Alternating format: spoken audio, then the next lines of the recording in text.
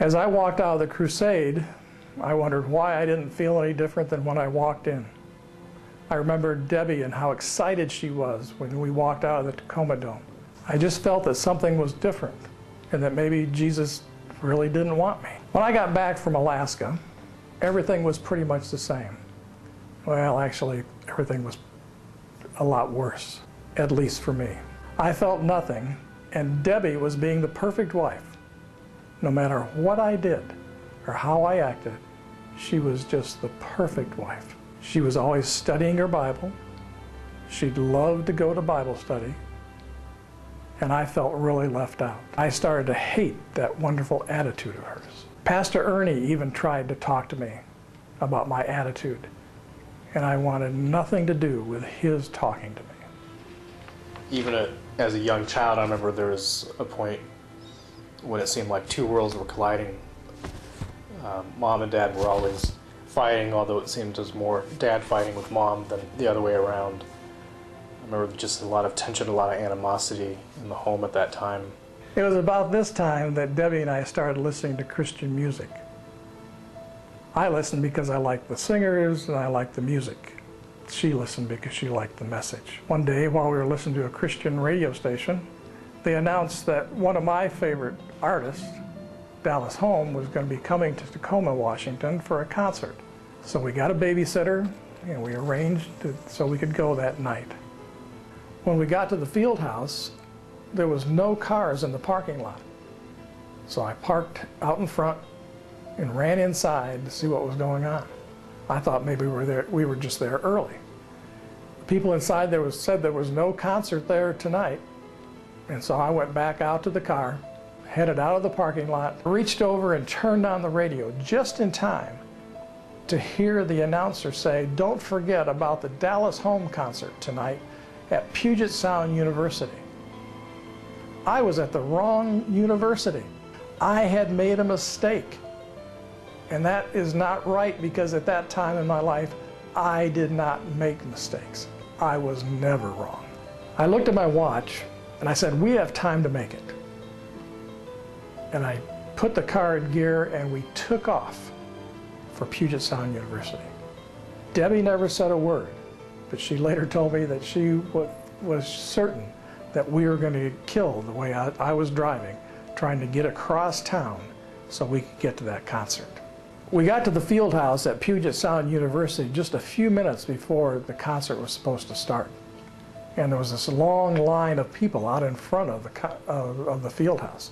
It was a free concert, so a lot of people wanted to go. I tried to talk Debbie at that time into not even bothering to go to the concert with all those people, and we still didn't have a place to park. And she says, "No, let's go." So I drove around in back of the field house looking for a place to park. And even all the street parking was all taken back there. And so I pulled into a driveway and was turning around about to leave totally, and a car pulled away from the curb. And we had a place to park. So we got out of the car. Now we have a place to park, but we still have to walk around to the front of the field house and get inside to see the concert. As we approached the back of the field house, suddenly a door opened and a gentleman said, "Hi, would you folks like to come in this way?" Well, we were in the building, but we still needed to find a place to sit. We walked in the main floor of the gymnasium, and the place was packed. Not a seat that we see anywhere. So I said, "Let's just go home." And I turned to leave, and suddenly we heard this voice said, "Would you two like to sit with me?" And we turned around, and this nice lady pointed to two empty seats that had not been there 10 seconds before. As we took our seats, the house lights dimmed and the concert began. This was the first Christian concert that I had ever been to. And if I had known at that time what I know now about what happens at a Christian concert, I guarantee you that we would not have gone. Dallas and the band did a great show for about an hour, and I really, really enjoyed the music. But then the band got up and left, and Dallas was left on stage alone. And he started talking directly to me. Really. It was like no one else was in the whole building, and he was talking to me about my life. When he gave the invitation to come forward and give my heart to Jesus, I was on my feet and headed towards the front. Down in the front of the stage, I was crying. Dallas must have been talking to a lot more people than just me, because it seemed awful crowded. Dallas spoke to us a little longer, and then he led us in the prayer that changed my life. When I prayed that prayer and said amen, my life was changed. There were no counselors to talk to, just a lot of hugs and tears amongst all the people down in front of the stage. I ran back up to our seats.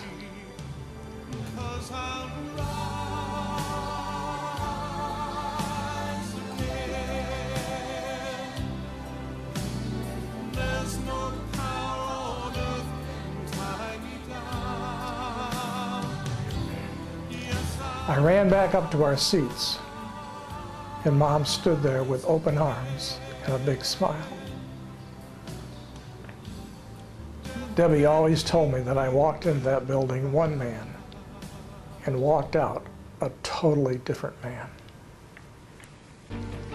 Not being the nicest of people beforehand, before he gave his life to Christ, to see a physical difference and just an emotional difference, opening up a whole new world. And again, even as a 5.5-year-old child, I knew that there was something different. I remember my parents sitting me down in the kitchen after me asking what they were studying all the time, and my mom and dad explained to me at the time of that their sin, and I was a sinful person, and I needed to give my life to Christ, and ask for forgiveness to my sins, and that Christ would actually come and dwell inside me. And I remember just being fascinated with that, and being excited about it. And that night in the kitchen table, I gave my life to Christ, changed my life forever.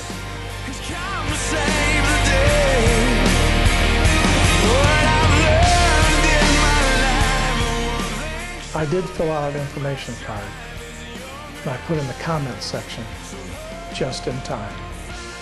I'm Mike Rochelle. I'm Chris Rochelle. And I'm a Christian. And I'm a Christian.